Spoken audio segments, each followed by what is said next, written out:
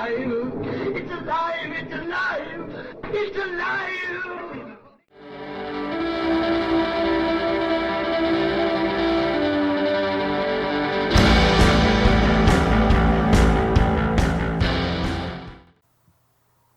Hello and welcome to Alive After Reading. I'm your host, Tim Niederreiter, and with me today is a returning guest to the podcast, Ann Charles. Welcome back. Hi, thanks for having me back. Well, it's great to have you back. I mean, we haven't touched base in a while, but it's always good to talk to you. Jeez, I totally screwed that up, but that's okay. It all stays in the show. So anyway, so Ann, what have you been up to lately? It's been more than a minute since we chatted. I don't know exactly how long, but it's been a while. Writing, of course. You know, any of us who are authors, it's write. And I do this. This is what I do for a living. So telling stories means, back when I was working a day job full time and was trying to build this writer gig thing and get enough published so that I could quit.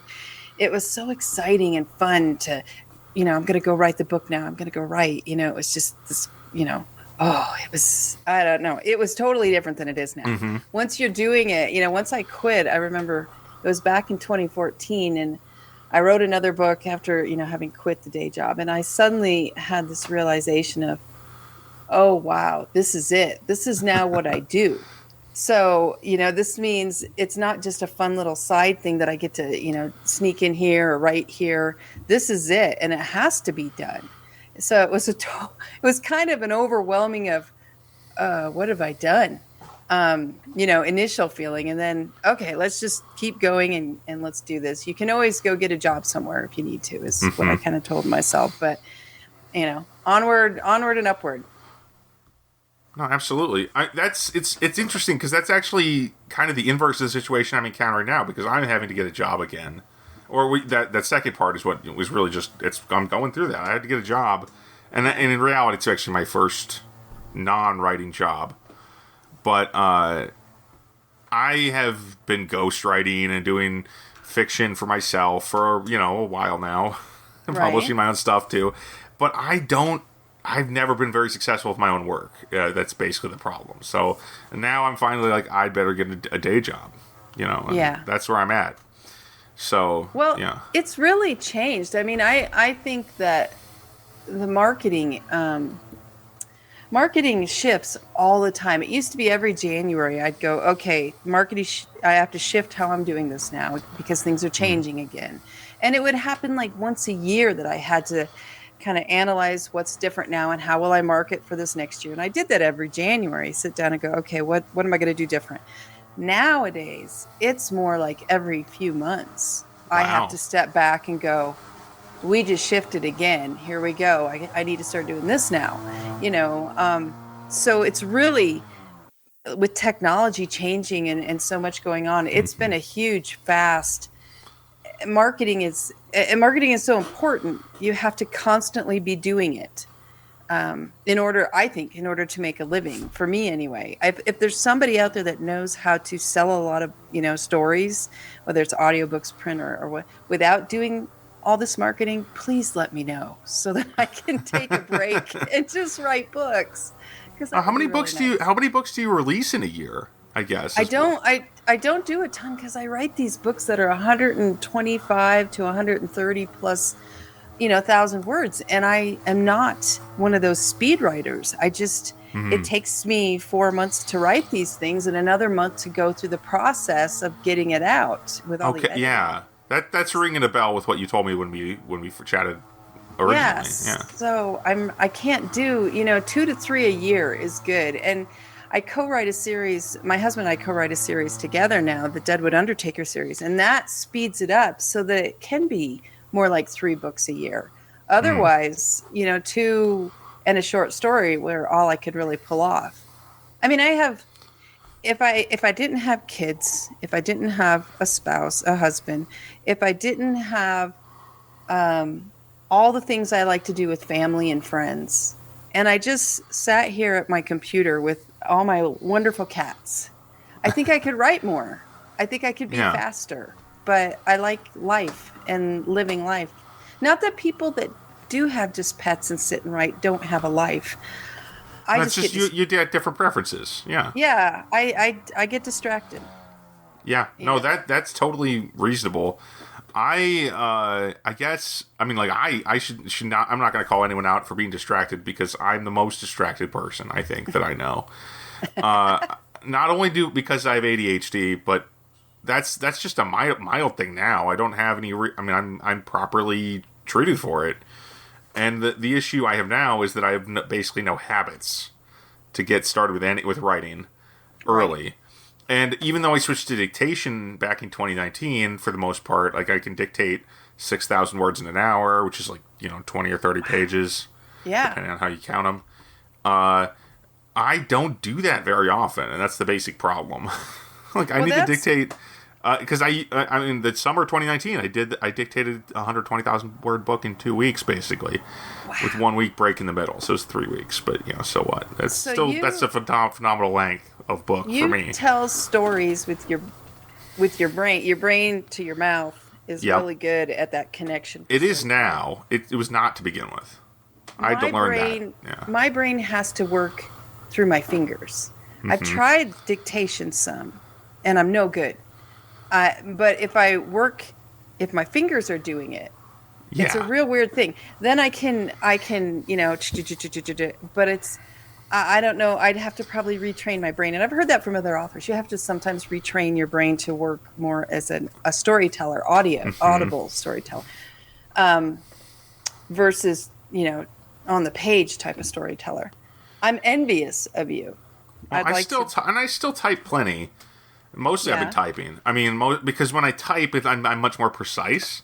When I tell a story, when I'm dictating, it's much, much rougher initially. And I mean, anyone who's listened to this show recently will be able to tell you I've mentioned this frequently. But it is just a very messy rough draft. And I like that. I actually really have grown to love that. Because now I get to edit, and I get to and editing is more like writing a book from scratch, which is the part I like the most. It's just already all there, which is kind of paradoxical, right? But it's just, I can retell the story because I'm not precious about any of the words. Those words took, I was doing 100 words a minute when I was putting those down, so of course none of them are great for the most part. But there's stories there. I don't mean right. You could be brilliant, I don't know, but yes, I understand what you mean. Yeah, so regardless, you've got a lot of books out at this point yourself. I mean, I honestly, my problem is I don't focus enough. So it's pretty rare for me to produce, 60,000 words in a month at this point, which is 10 hours of dictation. It's absurdly low output for me, based on the amount of time it actually takes to do that. And I need to get more serious about it. That's basically the bottom line. Well, in the thick of writing, in comparison to that, I will aim for 2,000 words a day of typing. So that shows you how much slower. And sometimes I hit 3 or 4. Sometimes I'm working really hard and I make up some sentence just to hit 2,000. But that's a solid, and I try to do that daily, including. But the way I write is, I write. And then I go back and I edit. And by the time I move on from a chapter, it's ready to go pretty much to the editor.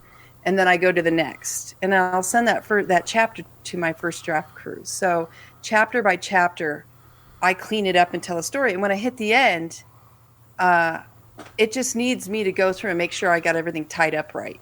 It's already mostly done, and that's just how my brain works. I know a lot of people, they just do a rough first draft and get it on the page. And I really wish I could do that. But I'm so, we were talking before we started about, horoscopes and Virgo. I'm a Virgo. And Virgos tend to be really, I'm trying to think of a nice way to say anal. And I mean, I'm one. We're very detail oriented. And it's really hard for me to move on from a chapter till I have that thing where I feel it's almost ready. I don't understand why I write this way. I wish I did it, where I could just do a rough draft and push and then work on the whole thing like you. But my brain just does not work that way. And I think that's something that, I mean, and you've probably talked about that. It's really important for writers to, someone newer starting out, to understand you got to figure out how your brain works. Yeah, 100%. Work with it. And maybe maybe it's not. Maybe you do only do 500 words a day, but you do it steady and you get it done. Or maybe you're the kind that just gushes out 30,000 words in 3 days and they're great. Or maybe they're not. You know, just figure out what's you and be good with that. Yeah.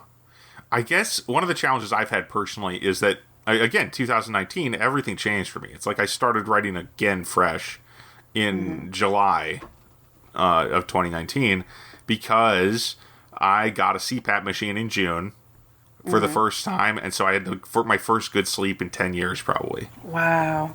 And it was pretty incredible. And that's what encouraged me to start dictating, because I'm like, I can do this. I can try this to learn this new thing because I have more energy now. And I did. And it worked out. But now I feel like it's like, I mean, okay, this is a weird, give me a kind of, I think this is kind of a good analogy. My mom had bone cancer, for, back, I think this was about the same time, in 2018, I think is when she was diagnosed. But eventually she had a marrow transplant and her immune system got replaced, basically, which is, and effectively she's got a new immune system as of 5 years ago or 6 years ago now, or whatever, however long ago it's been. And I feel like it's kind of the same way with my major transformation as a writer in my method. So I don't have any clue what I'm doing anymore. And that's part of the problem. I typed for 15 years, and then I'm like, I think I'm going to do something else. And now I have a hard time doing anything. Right. Ugh, it's kind of absurd. No, it's just, I think it's change. You're changing. And I think a lot of authors go through this too over the years. They change how they do things. And their body changes. Their brain, how we work, as we keep aging, everything changes. And the key is going, okay, this is the way we're going to do this now. And not try to beat yourself up with how you did it, maybe 10 years ago or whatever. Right. And just go, okay, I can't do it that way anymore. Just like I should not do cartwheels really and jump off high places anymore. Because my body says, no, we're not doing that. Right. Same with your brain. But then just work with what you got and make the best of it. And who knows, maybe this metamorphosis you're going through is going to produce, you're going to come out with really amazing stuff coming out. Well, I hope so. They get divorced. I hope so. I mean, I've known authors that have gotten divorced and had a real hard divorce, and they come out the other side and they go, I'm not going to write mysteries anymore or romances anymore. Now I'm going to write this genre. Because their brain has just kind of shifted and they write something different, and it's what they love now. So I think it's exciting if you look at it that way for you. Well, how things exciting, are going to change. What's going to come out? Yeah, you never know until it's. Yeah, I mean, I don't know what I'm going to be like when I'm done with this stage, I guess. Yeah. And I mean, 3 years sounds like a while, but I also feel like I kind of had that development a little bit arrested because of the pandemic. It messed with things a lot.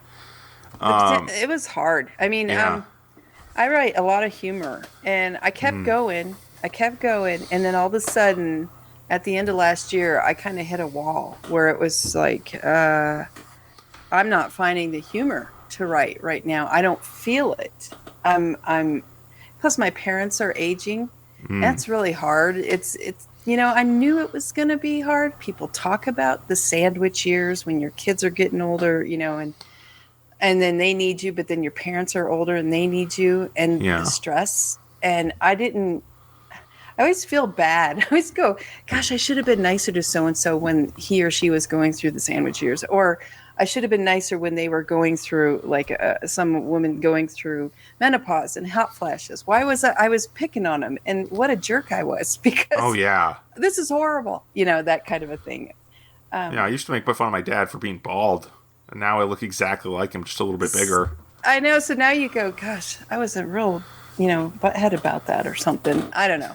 Maybe not, but I just think it's part of, all the stuff that changes and comes, and the whole pandemic thing was just so rattling in many ways. It's been such a, marketing changes, things change when you write, but now the world changed around us. Everything was Right. changing. And it was like, hold on, everybody, kind of a thing. So I can see why, it's been a struggle for a lot of people.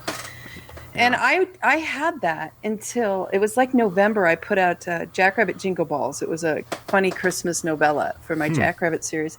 And I went to visit my mother-in-law, and, she was going to come back with us for a while. My father-in-law was really sick with cancer. And I said, I think I'm done writing for a while. And we laughed, but it was true. It was like, Wow. and it was about 2 to 3 months, which is long for me to go without. And then I had a couple chapters written of the Jackrabbit book 6, which Twisty Tortoise Tussles. And I was just sitting there, my wheels spinning, and this wonderful woman, she'd been a fan for years and years of that series, wrote me, and she was in her late 80s. And she said, she was 89, and she said, and her daughter, who is on my beta team, wrote and said, Mom's got cancer, and they don't give her till, I think it was, they don't even know if she'll make it to August. Do you have anything she hasn't read yet that she can read? And it was a real kick in the butt for me. I was like, no, but I have 3 chapters of this book I'm writing that she loves, that series. And maybe this is what I need, and I'll pull her on my first draft crew, which she agreed to. So she would read chapter by chapter as I wrote them. And I said, and I'll write the book for her. And that was what I needed. I needed something to kick me back out and go, get back to work. What are you doing? So that's COVID, it just hard hitting. Yeah. No, that's actually fascinating. And it's one of those problems that I've dealt with. Is I feel like I just, where's the railroad track? I'm not even off the rails. I can't even see them anymore. Right. I don't know where I'm going with half the time. When I don't feel like writing, I'm like, what am I even here for? What am I doing? Because I've been doing it since I was 14. So let me ask you this. Sure. What do you feel is your purpose for writing and telling stories? Why do you do it? Yeah, that's a good question. I ask that because I think that's the focusing, and that was something I had to go, why am I doing this? And through the lady that, was not going to last, if I didn't hurry up and get the book done, it was, you tell stories to entertain people, to make them feel happy, to take them away and give them an escape that's fun. So get back to it, and once I found that, oh yeah, this is why I do it. And I have a reader right here waiting to do that. So let's do it. Then it was like, oh, let's go again. Right. But if you need to think, why is it you're doing it? Are you doing it to, I can't remember, what genre do you write in? I write fantasy mostly. Yeah. So when you put your books out, what do you hope that readers feel? Like awe? Wow, this is so cool. Definitely. And hope. I mean, honestly, hope is one of the things I really want people to feel these days. Okay. Because I hope that you can improve your life, or that things can get changed for the better, basically. Because I mean, as a millennial, and I know people complain about millennials all the time, but I'm like, they don't do it as much these days because now we've got Zoomers. But anyway, but when I graduated high school in 2008, right after the financial crisis in the United States, which is more or less worldwide. And I've heard, since then, I didn't know this was a part of it, but this is the time that was a big time when everything changed too. It was just much more subtle for a lot of people because not everyone would notice that it was now much harder to find a job, that kind of thing, depending on where you live, at least. And so I've always had this problem with never really having anywhere else to go. I want to write fiction because I didn't have anywhere else to go, but that's... And even when I'm like in high school, I don't want to get too heavy here, but we've already been on a pretty heavy subject matter. I was a very troubled kid in high school. Mm-hmm. I was very unhappy most of the time. I had serious depression. I'm autistic, so I didn't understand how to relate to people. This is the place where I started writing fiction. Okay. So I was a miserable kid. And actually, lately, I found my first novel, the one I wrote in 2004, or finished writing in 2004, again. And I've been looking through it, and I'm like, wow, this book is actually, it's not my worst book, which is surprising. Yeah. Even though it is not good. It's not good. Right. But it's not my worst book either. But it is intensely different from all my other books because it's so miserable. I think only my second novel is as mean as this one to the characters. And I tend to be nice to my characters, actually, even though I write, fairly dark stories at times. I like my characters to feel like they can do stuff. Mm-hmm. But this first book is almost a Destiny trouble plot. Even though it's a space opera book, it's not actually fantasy, but it's like, oh, are we predestined to suffer these horrible fates or whatever, is a big question of the book. And I think that was, and like most things that I write, I feel like, yeah, exactly. Exactly. That's where it all went. That's where it all came from. And all my books are kind of like that in that they trace where I am in that when I write them. They're not a reaction. They're not consciously written the same way as I would hope they were, but that's just what I do. Mm-hmm. Anyway, I don't know if that answered the question. Yeah. Oh, but that's so. No, I just think if you, I don't know where I came up with that. I don't think somebody said it somewhere in something I read, and I was like, that's a really good, and it was, I think, a marketing related, was why do you tell the story? So that you can tell your audience potential reader, why they might want to read it.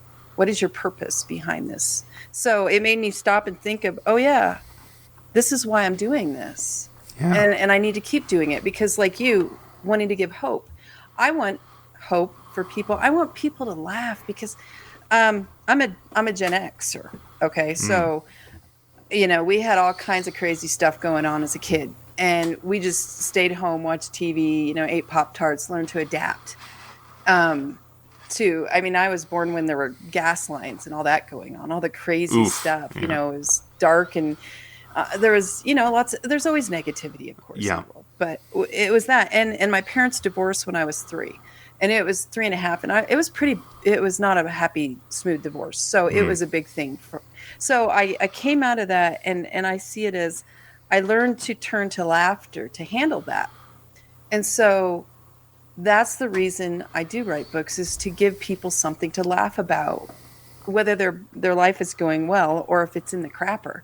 Here, let's laugh, because I think laughter is good and it'll help heal you and give you the hope to keep going, give you the, what you need. So you figuring out, why are you telling these stories? What is it you want? Do you want to, and this isn't you, but do you want to scare the crap out of people and give them that fun thrill of, or was it? I know some people who want to do that for sure. Yeah. Or is it romance and you want to give them a happily ever after? And what is the purpose of why you want to do this? And then focus on that when you're writing. And maybe that will help you. I have another question though for you. Sure. If you were going to write a book only for you, this is only you that's ever going to read it, and it's the book that you want to read, what would your book be about? What would you write? And you don't have to answer that right now, but because I write, but I do curtail it a little bit for the audience, because you have to make sure the humor is going to be reaching, that kind of humor that's going to, do this. You kind of make tweaks to make it fit a reader or a group of readers that but if I was going to write a book just for me, what would that book be? And that really stumped me for a while. Yeah. And I still think about it, because I think, I don't really know, because if you have the power, which you do, to tell a story, what do you want to? What would you do if it's nobody else? I don't know. That's just another. No, that's a great question, and I actually have some things that came to mind, but they are because I've tried to do that. I mean, I usually, maybe that's why my books come out as so personal. The ones I've finished are extremely personal to me, and I have a lot of unfinished ones too. But my point is that the ones that I stuck with were books that I desperately needed to create, and I think that goes to show something about. That those are getting closer to answering that question. What did I really want to do? Right. And that's why maybe they're so disparate, because I've got one book that's a science fiction, one book that's an epic fantasy, one so on. I mean, I've got a few of each of these, but they're not consistently the same thing, because I'm settled. It's a weird. I mean, like, what was it in one of my kind of science fantasy universes? I had this race of of like wizards. They're like alien wizards. Yeah. That when they're born, they're shapeshifters, but when they become adults, they take a form permanently. Okay. And I think, and it's a little like that. That's what I think. I mean, I've been trying on all these different books, and I'm not sure which one I want still, even though I'm like nominally an adult. Right.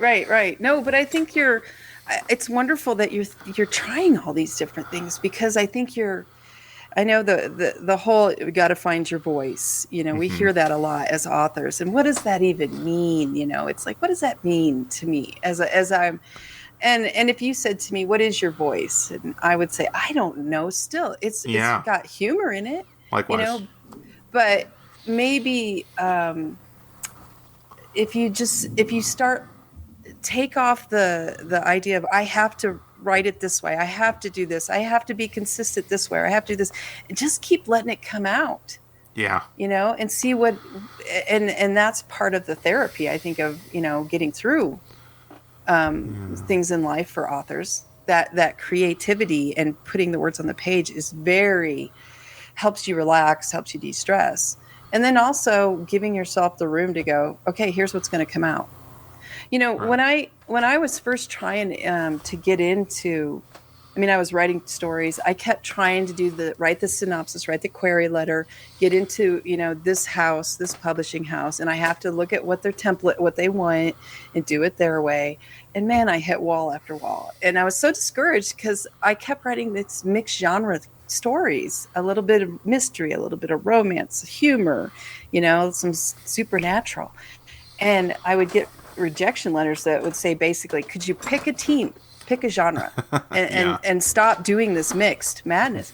But I couldn't. And it was in 2011 that I just went, I'm just going to write this. Or, you know, it was a little before, but I just decided it's okay.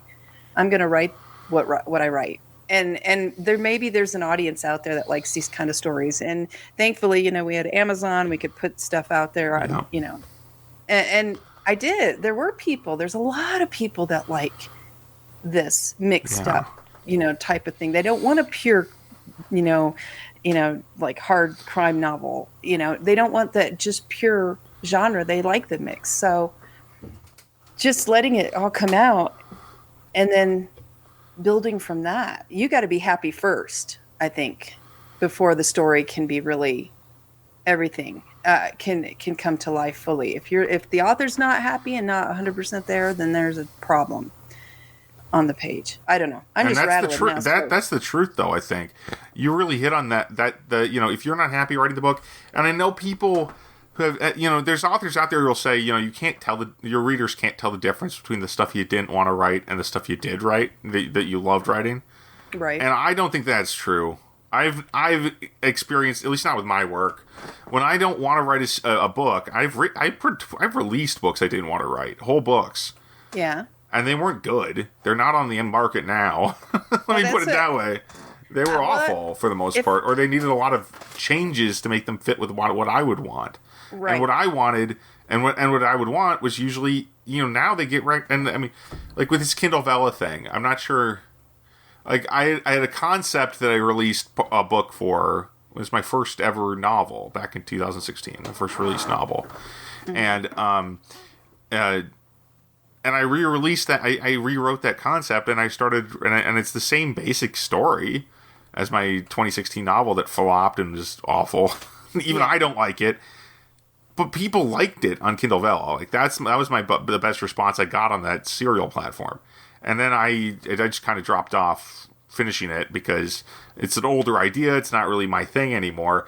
But I was surprised at how well it worked just because I let it be what I wanted it to be. Right, so I definitely agree with you there. And it really resonates with me when you say things like that. So, well, if I'm writing a funny scene and I'm not chuckling, this is so funny. It's going to, if I'm not doing that as I'm writing it, it's flat. It's going to be flat. You're your first audience.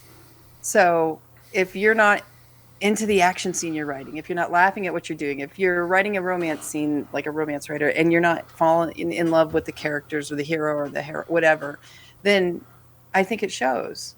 Yeah, the Yeah. emotion has to be behind it. I'm sure there's people that would go, no, I write stuff and it doesn't matter if my heart's in it or not, and it sells well. There's always someone that'll contradict you, but okay, good for Yeah. you.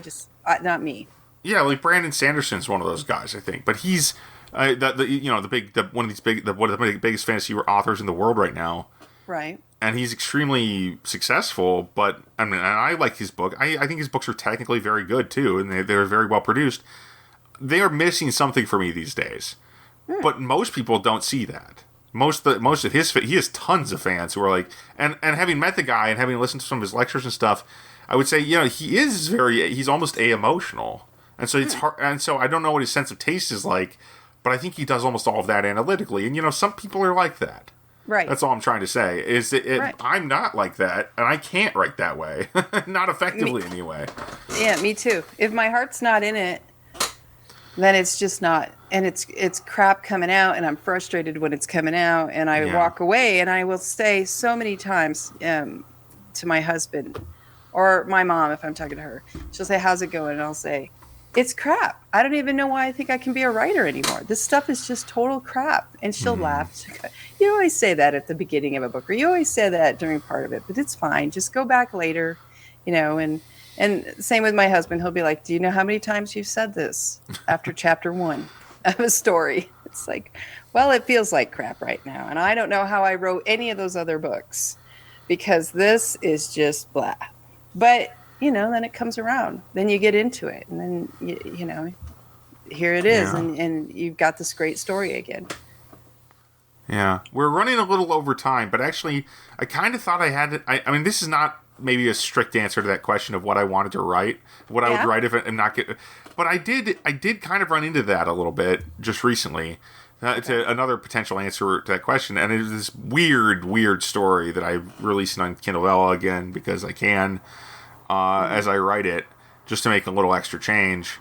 But it's, but basically, I thought to myself, I wasn't even thinking about it, and I'm suddenly like, oh, Oscar Wilde.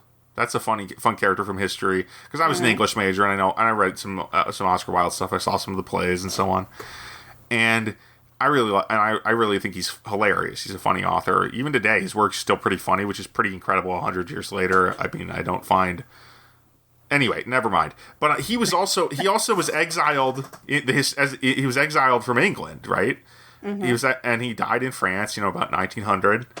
But I thought, oh yeah, what if I was going to do like I don't know how it even came to this, but I'm like, okay, so like a steampunk alternative history thing.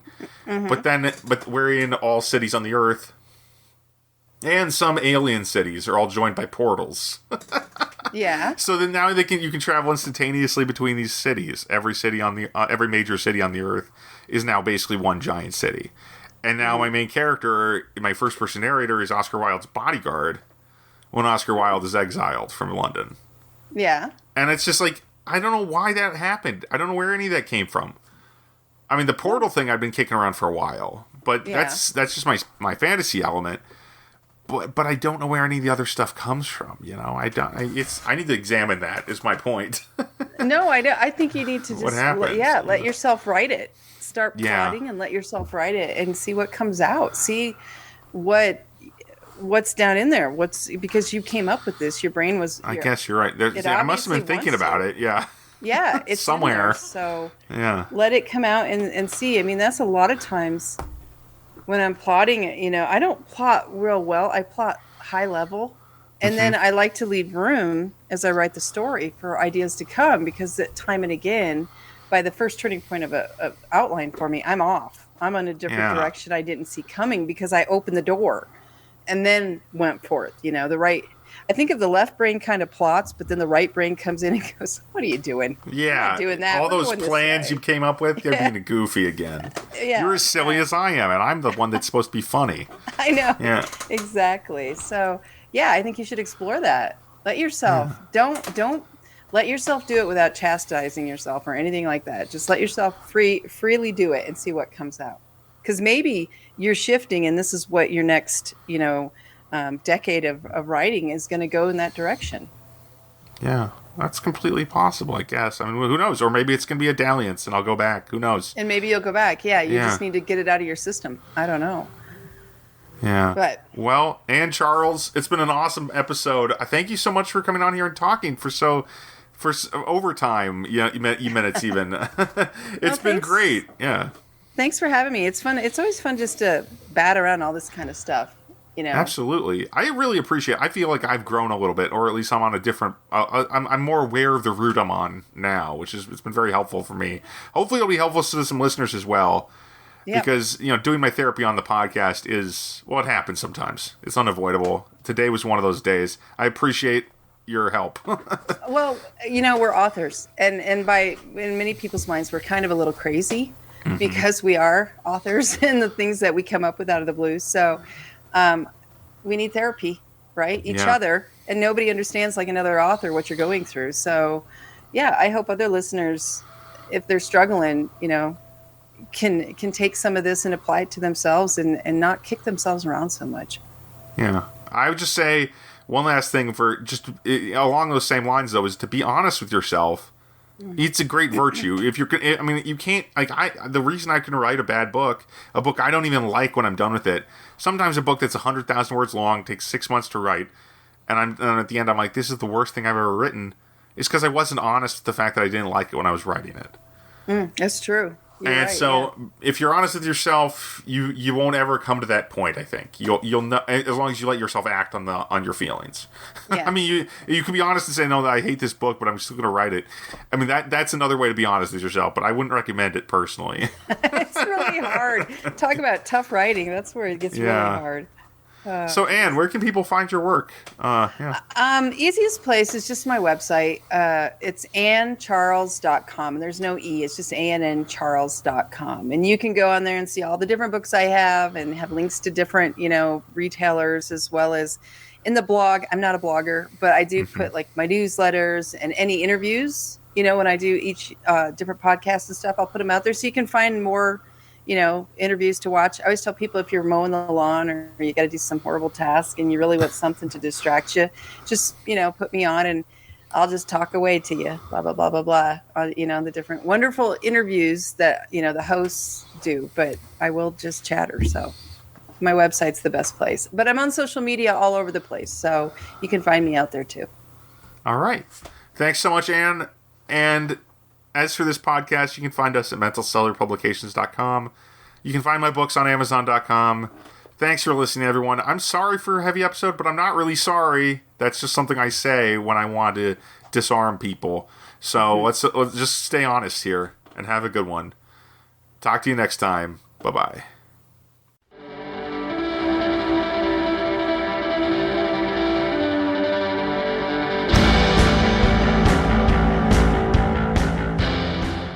That tears it.